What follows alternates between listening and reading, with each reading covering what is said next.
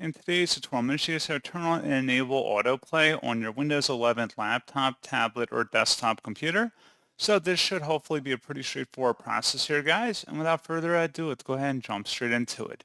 So all you have to do is open up the search menu, type in Control Panel. Best result, you'll come back with Control Panel. Go ahead and select that.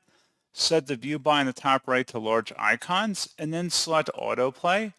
And where it says use autoplay for all media and devices, go ahead and check mark inside of there.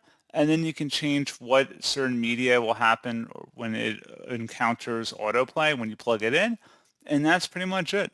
So as always, thank you guys for watching this brief tutorial. Do hope that was able to help you out. And I do look forward to catching you all in the next tutorial.